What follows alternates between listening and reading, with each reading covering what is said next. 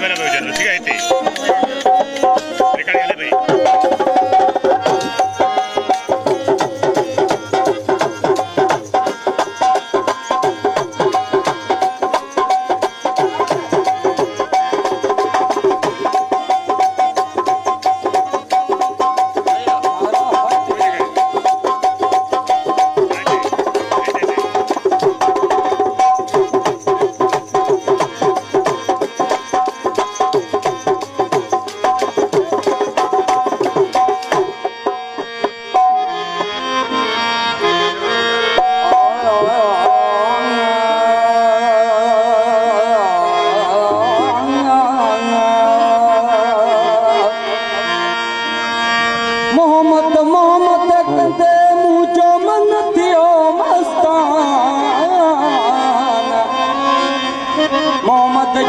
मजलस में मुकारी रात पढ़ियो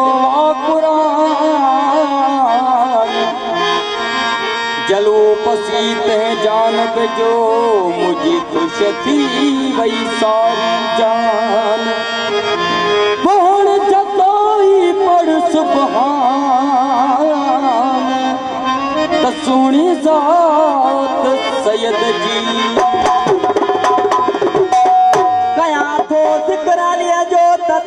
बुखार छो थो हणा थो नारो है घर जो कटड़ू तुझो पिणे बीमार छो थो थे आदम जे घर में जमे बार लाली थो आदम जे घर में जमे बार लाली थो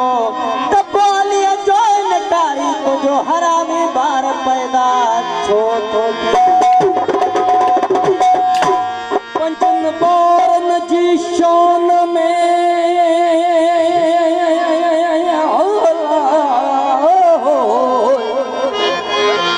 पंजन बारन जी शान में तू एडी बक में बक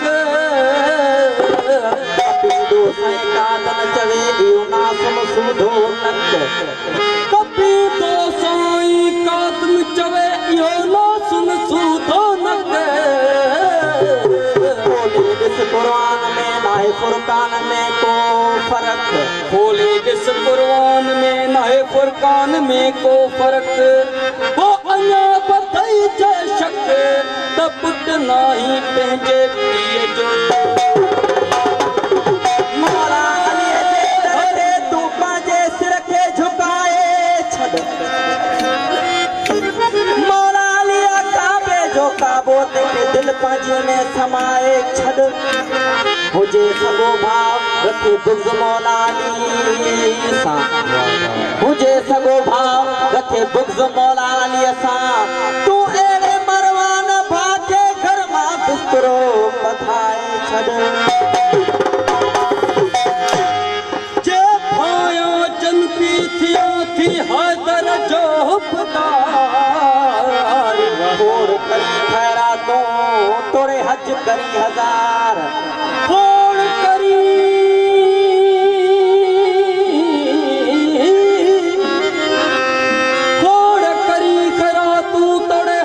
करी हजार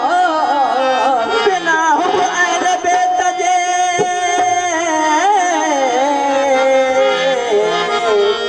बिना अहल बेत जे तुझी बंदगी आ बेकार होते मां बेते बेजार जेके इश्क नाहे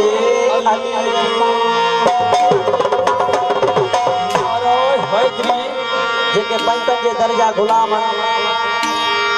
जेके पंतन जे दर्जा गुलाम कोई हथ मथे करे मौला जे मुश्किल कुशा जो एड़ो नारो बुधाए जो मौला जे फरिश्तन के खबर पए त मौला जो जिक्र मौजूद आ पंज नारा पंतनी सवालत नारा है दरी जेको आहे अली जो गुलाम उहो हथ मथे करे केड़ो केड़ो मौला मुश्किल कुशा जो गुलाम हाथ मथे करे पंज नारा पंतनी खुले कान